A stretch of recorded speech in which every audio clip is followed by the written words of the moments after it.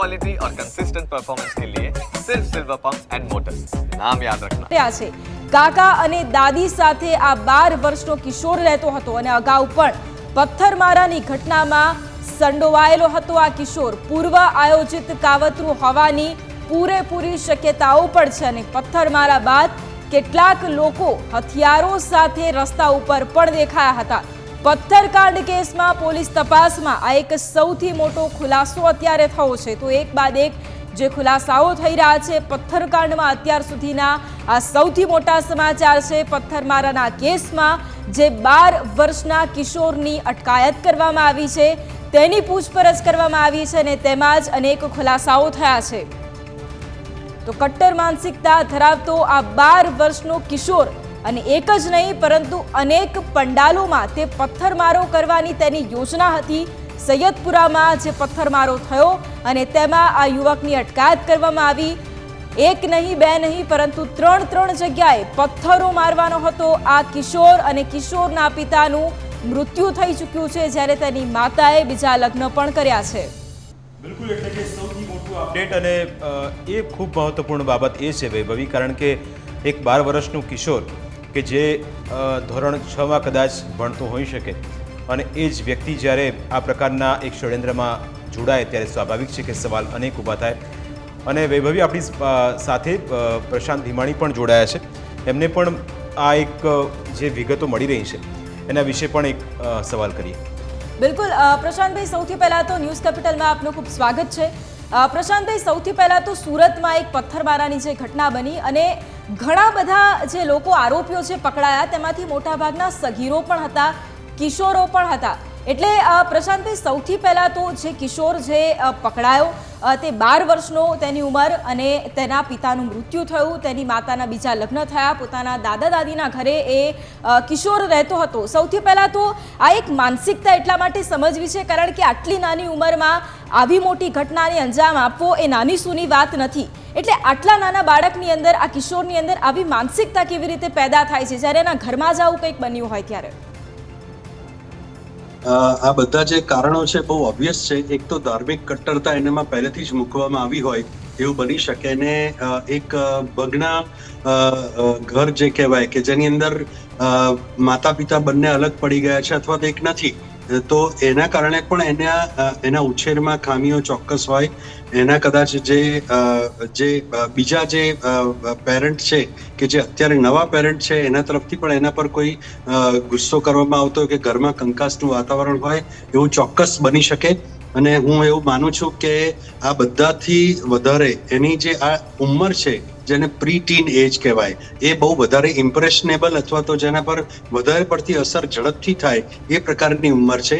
એટલે જો આ ઉંમરમાં પોઝિટિવ જો બાબતો એના મનમાં મૂકવામાં આવે તો એ પોઝિટિવ રીતે આગળ વધે, પણ જો આવી નકારાત્મક કોઈ બાબતો, કોઈના વિશે વેરઝેર અથવા તો ક્યાંક કોઈના માટે ની કોઈ નકારાત્મકતા મૂકવામાં આવે તો એ બાળક ડેફિનેટલી સાયકોપેથિક પર્સનાલિટી વાળું થાય છે। અને ઘણી બધી વખત અમે એને જો સમાજ વિરોધી વર્તન કરે તો અમે એને સોશિયોપેથિક બિહેવિયર પણ કહીએ છીએ।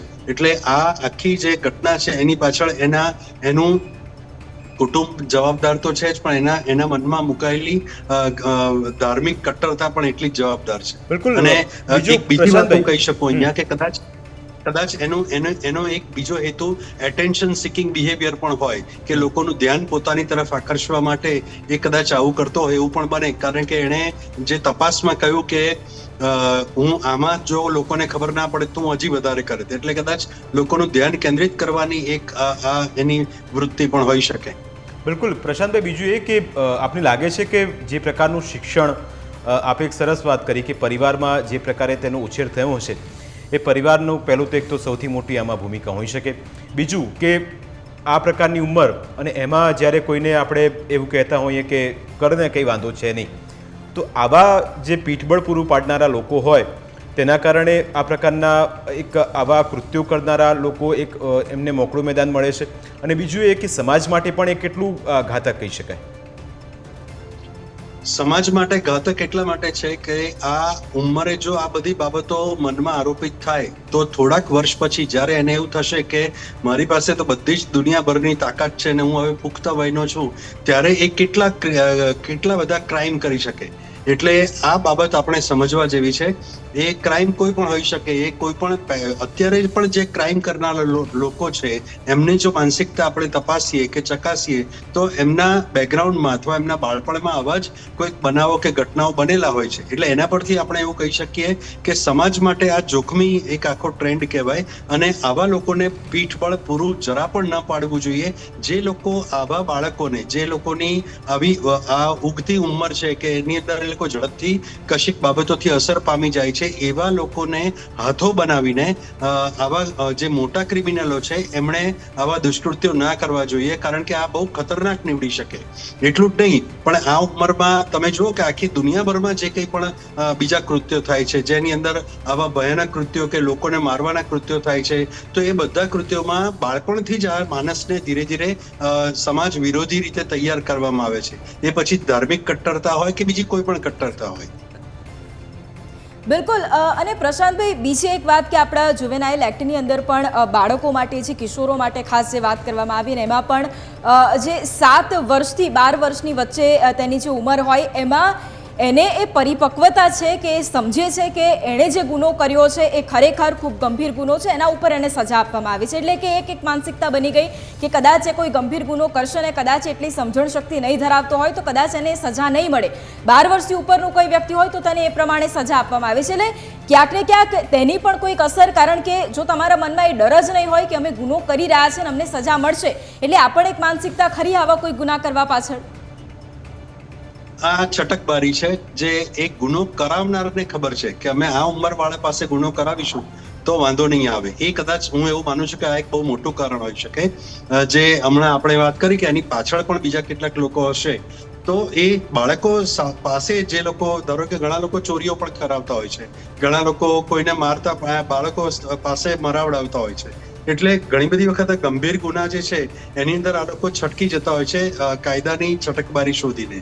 એટલે હું એવું માનું છું કે કાયદાએ પણ રિવ્યુ કરવું પડશે, રિવ્યુ કરવું જોઈએ રાધર ભારતની સંસદે, ભારતના ન્યાયતંત્રએ, કે અત્યારે જો સામાન્ય બાળક, નાની ઉંમરનું બાળક જો એની ગમે તે ઉંમર હોય તો કોઈ પણ કન્ટેન્ટ એના મોબાઈલ પર જોઈ શકે છે, કોઈનું મૃત્યુ જોઈ શકે છે, કોઈને મારતા જોઈ શકે છે, પોર્ન વિડીયોઝ જોઈ શકે છે, તો પછી એની અસરો એના બાળ માનસ પર થવાની જ છે. તો પછી એ ગુનાની ગંભીરતા એ વખતે સમજી અને એ પ્રમાણે કાં તો એનું શિક્ષણ કે અવેરનેસ થવું જોઈએ, પુનઃસ્થાપન થવું જોઈએ, રિહેબિલિટેશન થવું જોઈએ, અથવા તો એ પ્રમાણેનો જો ગુનો થઈ જ ગયો હોય તો સજા પણ એ રીતે જ હોવી જોઈએ. એટલે પછી સજાની છટકબારી શોધીને લોકો જે કામ કરે છે એની બદલે ખરેખર નાની ઉંમરમાં પણ હવે આ બાબતો વિશે તંત્રએ સજાગ થવું પડશે. બિલકુલ પ્રશાંતભાઈ, ખૂબ સાચી વાત કરી છે. અમારી સાથે આપ જોડાયા, આપનો ધન્યવાદ. તો જે પ્રમાણે આ પથ્થરમારાની ઘટના પણ જે સામે આવી અને ત્યારબાદ જે આ કિશોરો છે એમાં મોટા પ્રમાણમાં સંડોવાયેલા હતા એની માનસિકતા વિશે વાત કરી છે. આ જ મુદ્દે પડે અપડેટ પણ પહોંચાડતા રહીશું. લઈશું એક ક્વિક બ્રેક.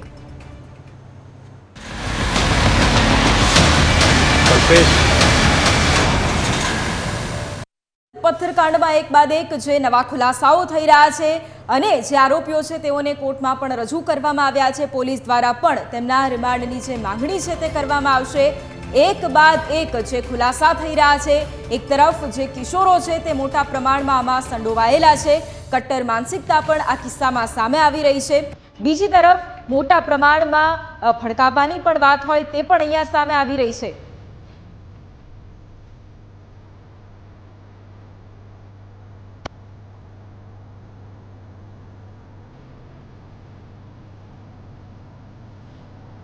તો આ જ મુદ્દે સંવાદદાતા અમિત અમારી સાથે લાઈવ છે. અમિત, અત્યારે સૌથી પહેલા તો કારણ કે જે આરોપીઓ છે તેમને કોર્ટમાં રજૂ કરવામાં આવ્યા છે અને પોલીસ દ્વારા તેમના રિમાન્ડની માંગણી પણ કરવામાં આવશે. અત્યારે શું વધુ અપડેટ મળી રહી છે?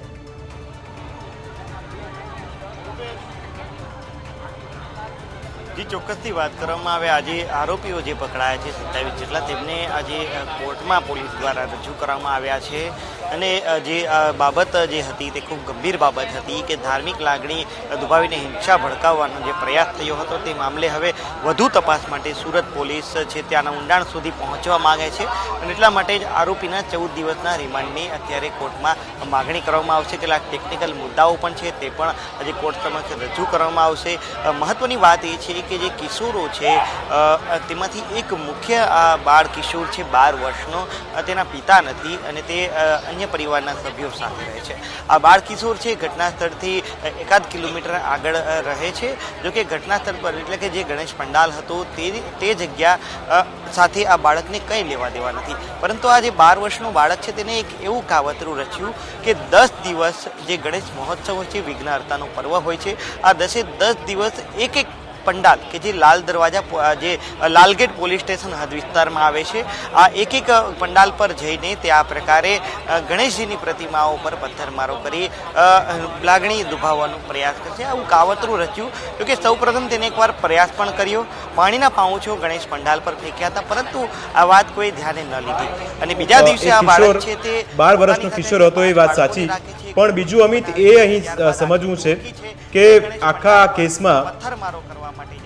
કેસમાં તેની જે સંડોવણી સામે આવી છે, પોલીસ તપાસમાં એ વાતનો પણ ખુલાસો થયો છે કે જો એ આ જગ્યાએ સફળ થયો ન હોત તો આગળના બીજા જે 3 ગણેશ પંડાલ હતા ત્યાં તે અટેક કરવાનો હતો. બીજું એ કે તેની સાથે 6 લોકો અન્ય પણ એ જે હતા એને પણ પકડી પાડવામાં આવ્યા છે. શું પોલીસ તપાસમાં એવી કોઈ વિગતો સામે આવી શકે કે કોઈ દિશા નિર્દેશ કરતું હતું આ કિશોરને અને એ કિશોર પોતાના પાવરના દમ પર આ રીતે ટાર્ગેટ કરવાનો હતો?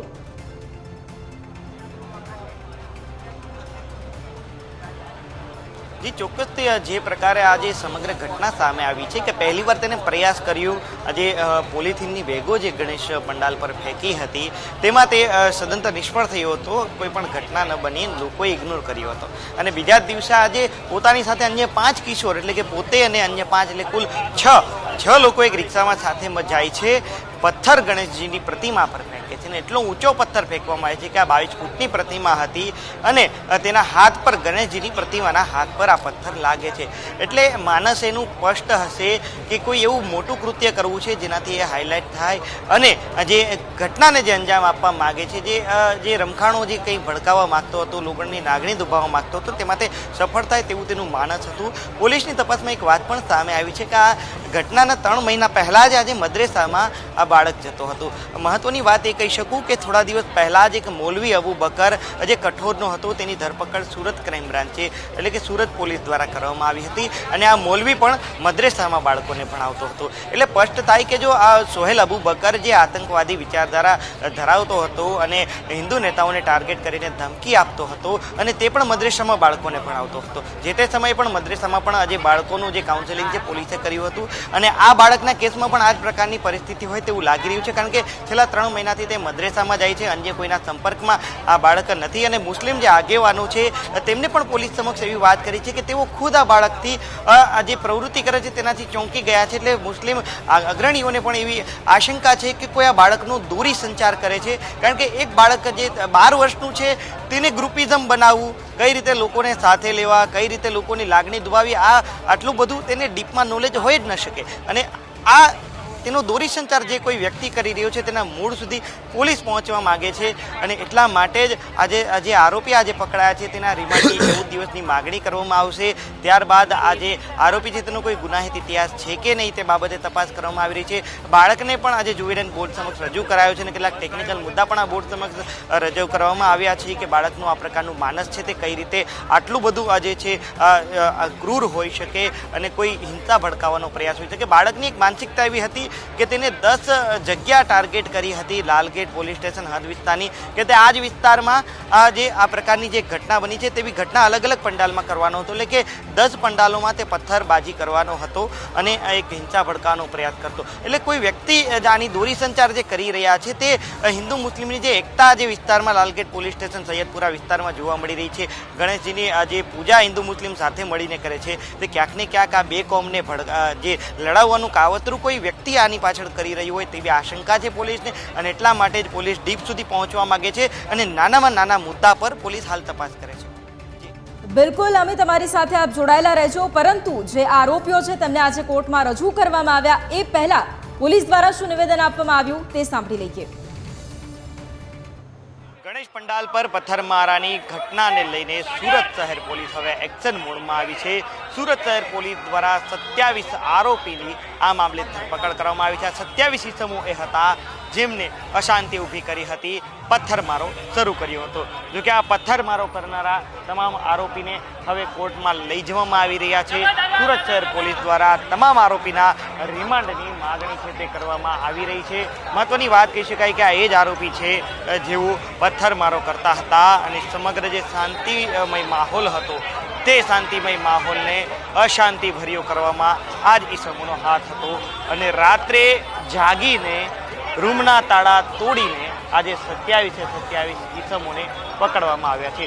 જોઈ શકો છો જેમને આજે વિઘ્ન હરતા દેવ ગણેશજીના આજે તહેવારમાં વિઘ્ન ઊભું કર્યું છે તેમને બરાબરની પ્રસાદી છે તે પોલીસ દ્વારા આપી હોય તેવું પણ આ દ્રશ્યો પરથી સામે આવી રહ્યું છે.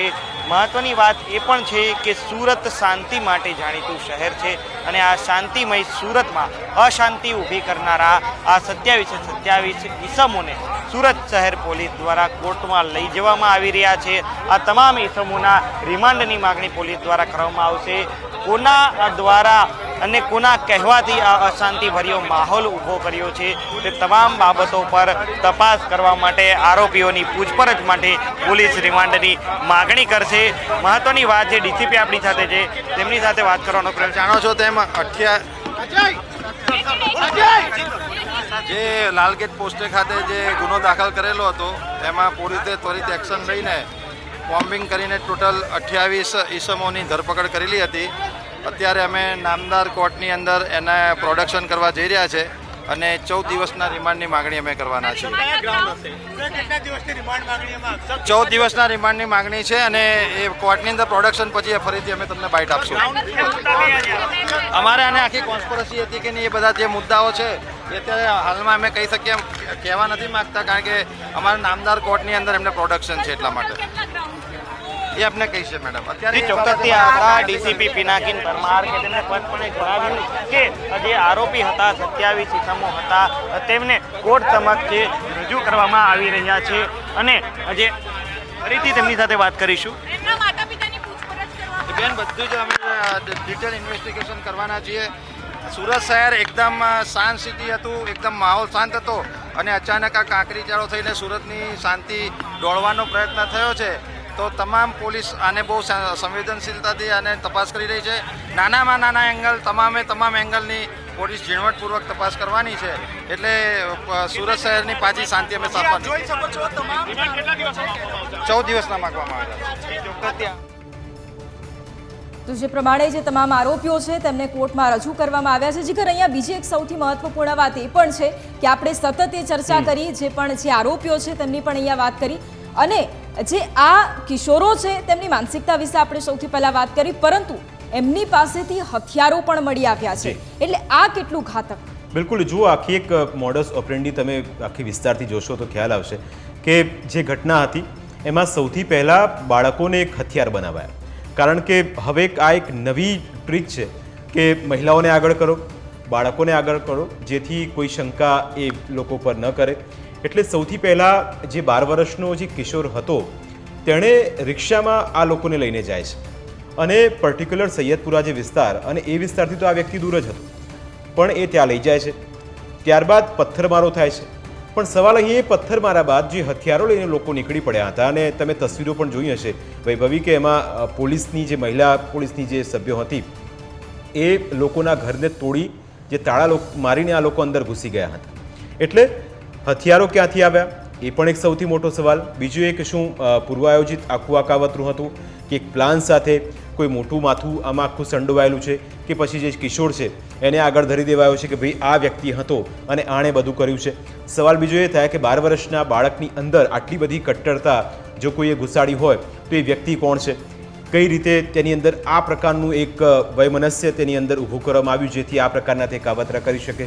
ત્રીજો સવાલ એ ઊભો થાય કે એની સાથે જે 5 અન્ય બાળકો હતા એ બાળકોની માનસિકતા કયા પ્રકારની હતી.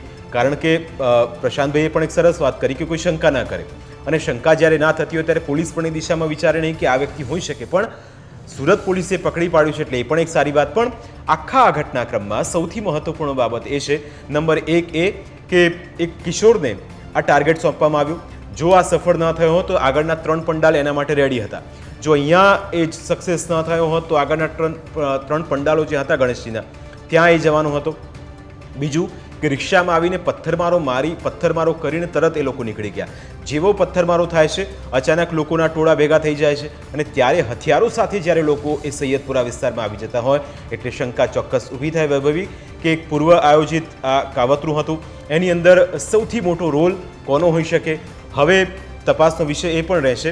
હવે જ્યારે કોર્ટમાં રજૂ કરવામાં આવ્યા છે એટલે એ પણ વિગતે તપાસ કરવામાં આવશે, કડક પૂછપરછ કરશે. પણ એના મૂળમાં વૈભવી અહીં જવું પડશે અને એ સમજવું પડશે કે હકીકત એની પાછળ કોની સંડોવણી હતી, માસ્ટર માઇન્ડ કોણ હતો, જેણે આખી આ મોડસ ઓપરેન્ડી રચી, કોણ હતો એ શખ્સ જેણે આખો પ્લાન કર્યો હતો. કારણ કે 1-2 દિવસનું મને લાગતું નથી કે આ પ્લાનિંગ હોઈ શકે. આ કેટલાય સમયથી ચાલતું હશે, કોઈને ખબર પણ નહીં પડી હોય અને જ્યારે એક્શનમાં આવ્યું ત્યારે લોકોને ભાન થયું છે કે આ પ્રકારનું કંઈક થઈ રહ્યું છે. એટલે તમામ દિશાઓમાં અત્યારે સુરત પોલીસ તપાસ કરી રહી છે. ઘણા બધા તથ્યો, ઘણા બધા જે ટ્રીક અપનાવાઈ રહી છે કે એ દિશામાં પણ તપાસ થાય. બીજું એ કે જેટલા પણ લોકોની સંડોવણી આખા કેસમાં વૈભવી સામે આવી છે એ તમામ લોકો કોના ઈશારાથી કામ કરતા હતા, કોની તેમને ગાઈડલાઈન મળતી હતી, દિશા કોણે આપી હતી, કેવી રીતે તે આગળ વધવાના હતા. જો સક્સેસ 4 પંડાલમાં થવાના ન થયા હોત તો પછી તેમનું આગામી એક્શન શું હતું? શું નવરાત્રિ પણ તેમના નિશાને હતી? કારણ કે જ્યારે મોટી સંખ્યામાં લોકો એક જગ્યાએ એકત્રિત થતા હોય ત્યારે ભીડભાડ થાય અને ભીડભાડના કારણે ભાગદોડ થતી હોય અને એના કારણે પણ મોટા પ્રમાણમાં નુકસાન થાય. એટલે સૌથી પહેલો એ સવાલ ઊભો થાય કે શું ગણેશજીની મૂર્તિ ખંડિત કરવાનું તેમનું કાવતરું હતું કે પછી ઈરાદો કંઈક ઓર હતો? એ પણ તપાસનો વિષય બની રહેશે. એટલે આ તમામ પાસાઓ છે અને એ પાસાઓ પર જ્યારે પોલીસ સઘન પૂછપરછ કરશે ત્યારે વધુ વિગતો પણ વૈભવીમાં સામે આવશે. બિલકુલ. અને જીગર, બીજી એક સૌથી મહત્વપૂર્ણ વાત જે આપણે કરી કે જે એક માસ્ટર માઇન્ડની પણ વાત કરી. અહીંયા આપણે જોયું કે મોટાભાગના કિશોરો હતા, એટલે અહીંયા શું એક સેફ ગેમ પ્લાન પણ આપણે કહી શકીએ, કારણ કે એ જે માસ્ટર માઇન્ડ છે પોતે કદાચ પડદા પાછળ છે અને નાના કિશોરોને આગળ કરીને આ પ્રકારનું કાવતરું રચે છે. બિલકુલ. તમે જ્યારે આમાં એક પાકિસ્તાન, બાંગ્લાદેશ અને કેટલાક જે વિસ્તારો છે ત્યાં એક આ પ્રકારની એક નવી પેટર્ન સામે આવી છે. એટલે શંકા સૌથી પહેલું કોઈ પણ વ્યક્તિ હોય તેના પર શંકા ના જાય. કારણ કે બાળક પર કોઈ એટલું જલ્દી એ રીતનું ટાર્ગેટ ન કરે કે આનો જ વાંક હશે, અથવા તો એ શંકાના દાયરામાં વૈભવી કદાચ જલ્દી ન આવે. અને એટલા જ માટે આ વખતની એક તમે આખી પેટર્ન તમે જોશો તો ખ્યાલ આવશે કે પથ્થરમારો થાય છે. જેવો પથ્થરમારો થાય છે અને વાત એ વાયુવેગે પ્રસરે છે. વાયુવેગે જ્યારે વાત પ્રસરે છે અને સૈયદપુરા વિસ્તાર એ આખો તમે ગીચ વિસ્તાર છે અને ત્યાં લોકો જે પથ્થરો પડ્યા એ પણ ઉપરથી આવ્યા છે. જે લોકો ઘરમાં પુરાયેલા હતા એ પણ લોક મારીને પોતાનું કામ કરીને લોક મારીને ઘરની અંદર જતા રહ્યા હતા. એ તો પોલીસે તેમને બહાર કાઢ્યા છે. તમે જે સોસાયટી આપણે રાત્રે બતાવી હતી, અલ્હા સોસાયટી કરીને હતી, ત્યાં જઈને આ લોકો એક આખી સોસાયટી હતી અને એની અંદરથી એક બાદ એક લોકોને બહાર કાઢવામાં આવ્યા. જે પથ્થરબાજો હતા એમણે એક ટાર્ગેટ આપ્યો હતો એ 12 વર્ષના કિશોરને. એણે એનું કામ કરી નાખ્યું અને પછી ખબર ન હતી કે આ વ્યક્તિ તો કોણ છે. એ પોલીસે તુરંત એને પકડી પાડ્યો. પણ ટાર્ગેટ માત્ર એટલો હતો કે પથ્થરમારો થાય અને ટોળાને ભાન નથી હોતું. એટલે ટોળું ગમે તે બાજુ વિફરે અને એમાંની અંદર તમે જુઓ કે આગચંપીના બનાવો બન્યા, તોડફોડ થઈ, ભારે લોકોનો રોષ ભભૂકી ઉઠ્યો. સુરતની અંદર અલગ અલગ વિસ્તારોમાં સ્થિતિ વધારે વણસી, પોલીસ તૈનાત કરવી પડી, ટીયર ગેસના સેલ છોડવા પડ્યા. પણ સૌથી મોટી આપે વાત જે કરી એ પ્રમાણે કે અહીં રોલ કોનો છે અને જેણે વિગતો એવી પણ મળી રહી છે પોલીસ તપાસમાં કે જે 12 વર્ષનો કિશોર છે એ મદ્રેસામાં પણ જતો હતો, ત્યાં તેના કોઈ આકા હતા, એ એને બધું ભણાવતા હતા. હવે આકા કોણ છે, કઈ આખી ગેંગ છે કે પછી એની અંદર તપાસના અલગ અલગ જે એલિમેન્ટ મળી રહ્યા છે એ પણ ખૂબ મહત્વપૂર્ણ બની રહેશે. એટલે હવે જે ઘટના બની છે ચોક્કસ ચિંતાજનક એટલા માટે કારણ કે હવે કોઈ પણ ગમે તે કરી શકે. હવે 12 વર્ષના આ કિશોરે આ જે પથ્થર ફેંક્યા છે, કાલ ઉઠીને એ ફાયરિંગ પણ કરી શકે, કાલ ઉઠીને તે તલવાર પણ ચલાવી શકે, કાલ ઉઠીને તે ચપ્પુથી કોઈને એકાએક ઘા પણ ઝીંકી શકે. એટલે જરૂરી નથી કે ફક્ત પથ્થરમારાથી વાત અહીં પૂરી થાય છે. અહીંથી મને લાગે છે કે વૈભવી શરૂ થાય છે અને આપણે બધાએ પણ સતર્કતા રહેવું પડશે, સતર્ક રહેવું પડશે, લોકોએ પણ સતર્ક રહેવું પડશે, કારણ કે ગમે ત્યારે ગમે તે વૈભવી થઈ શકે છે. બિલકુલ, એટલે જીગર અહીંયા જે એક બાદ એક ખુલાસાઓ થઈ રહ્યા છે તેમાં એ મૌલવીની પણ વાત હોય જેમને મદ્રેસામાં આવી કટ્ટરપંથી પણ શીખવતા હોય, અને બીજી તરફ એ વાલીઓની પણ વાત હોય, કદાચ બાળકો શું કરી રહ્યા છે, કદાચ જવાબદારીની પણ વાત છે. આ બધા જ જે ફેક્ટર છે તે કદાચ આમાં જોવા પડશે અને કદાચ આજે ઘણા બધા ખુલાસાઓ પણ થઈ શકે છે. જીગર, અમારી સાથે આપ જોડાયા, આપનો આભાર. તો સુરતમાં જે આ પથ્થરકાંડ તેને લઈને સતત જે અપડેટ પણ અમે આપી રહ્યા છે, અને આ પથ્થરમારાની જે ઘટના બની તેમાં 12 વર્ષના જે કિશોરની અટકાયત કરવામાં આવી તેની ખાસ આજે વાત એટલા માટે કરી છે કારણ કે મોટા ભાગના જે કિશોરો હતા તે લગભગ આમાં સંડોવાયેલા હતા. તેમને મદ્રેસામાં ખાસ જે આ કટ્ટરપંથી જે શિક્ષણ છે તે પ્રમાણે આપવામાં આવતું હતું ને જેના જ કારણે આવી ઘટનાઓ છે તે પણ બની રહી છે. તો હાલ સમાચારમાં બસ આટલું જ. પડે પણની અપડેટ્સ માટે આપ જોતા રહો ન્યૂઝ કેપિટલ. નમસ્કાર.